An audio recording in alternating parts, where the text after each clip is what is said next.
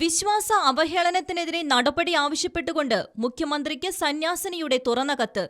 Corona കാലത്തും മതവികാരമുണർത്തിക്കൊണ്ട് ഉയർന്നുവന്ന അവഹേളനങ്ങൾക്ക് എതിരെയും സന്യാസ ജീവിതത്തെ താറടിക്കുന്ന തരത്തിൽ കത്തോലിക്ക സഭയിലെ വിവിധ സന്യാസിനിമാരെയും ചേർത്തുകൊണ്ട് സോഷ്യൽ മീഡിയയിൽ നടക്കുന്ന അപവാദ പ്രചരണങ്ങൾക്ക് എതിരെ മാനന്തവാടിയിലെ സീക്രട്ട് ഹാർട്ട് കോൺഗ്രിഗേഷൻ അംഗമായ സിസ്റ്റർ ആൻസി പോൾ ആണ് ദീപിക ദിനപത്രത്തിൽ മുഖ്യമന്ത്രിക്ക് തുറന്ന കത്ത് എഴുതിയത്.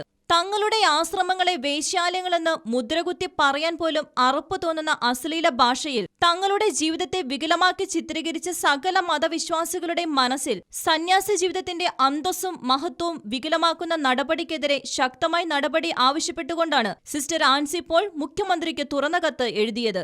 കൊറോണ വൈറസിനെതിരെയുള്ള യുദ്ധത്തിലാണ് അങ്ങയുടെ നേതൃത്വത്തിലുള്ള കേരള ജനത എന്ന് എഴുതിക്കൊണ്ടാണ് ലേഖനം തുടങ്ങുന്നത്. തുടർന്ന് സർക്കാർ കൊറോണ കാലഘട്ടത്തിൽ ജനങ്ങൾക്കായി ചെയ്തുവരുന്ന പ്രവർത്തനങ്ങളെ അഭിനന്ദിച്ചുകൊണ്ടാണ് തുടരുന്നതും. എന്നാൽ കൊറോണയേക്കാൾ വലിയ മാരകമായ വൈറസാണ് ഇപ്പോൾ പടർന്നു പിടിക്കുന്നത് എന്ന് സിസ്റ്ററുടെ കത്തിൽ പറയുന്നു. തിരുവല്ലയിൽ ദിവ്യ എന്ന സന്യാസാർത്ഥിനി കിണറ്റിൽ വീണ് മരിച്ചതിന്റെ പേരിൽ സമർപ്പിതരായ തങ്ങളുടെ ജീവിത നിയോഗത്തെയും സ്വതന്ത്ര മനസ്സോടെ തങ്ങൾ തിരഞ്ഞെടുത്ത ജീവിതാന്തസ്സിനെയും വികലമായി ചിത്രീകരിക്കുന്നവർക്ക് എതിരെ നടപടി ആവശ്യപ്പെട്ടുകൊണ്ടാണ് കത്ത്. ഇങ്ങനെ വികലമായി ചിത്രീകരിക്കുന്നവർക്ക് എതിരെ സൈബർ കേസ് എടുക്കണമെന്നും സിസ്റ്റർ ആവശ്യപ്പെടുന്നുണ്ട്. കോവിഡ് പോലെ തന്നെ പടരുന്ന ഒരു വൈറസാണിത്.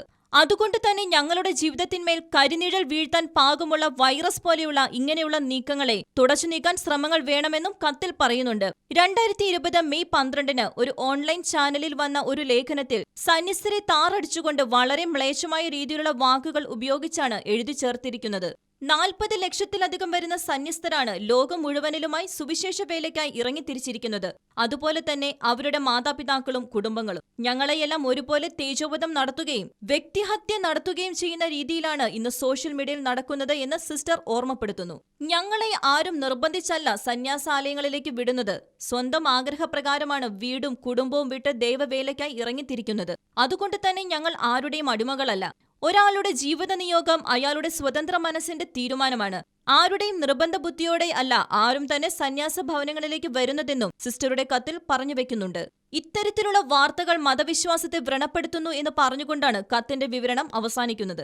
ഇത്തരം ചെയ്തികളെ തിരിച്ചറിഞ്ഞ് സൈബർ കുറ്റകൃത്യങ്ങളായി തന്നെ പരിഗണിച്ച് ഇത്തരം പ്രവർത്തനങ്ങളുടെ പിന്നിൽ നിന്നും പ്രവർത്തിക്കുന്നവരെ തിരിച്ചറിഞ്ഞ് അവർക്കെതിരെ നടപടിയെടുക്കാൻ സംസ്ഥാന സർക്കാരും സഭാ നേതൃത്വം തയ്യാറാകണമെന്നും ഓർമ്മപ്പെടുത്തിക്കൊണ്ടാണ് സിസ്റ്റർ ആൻസി പോൾ മുഖ്യമന്ത്രിക്ക് എഴുതിയ തുറന്ന കത്ത്.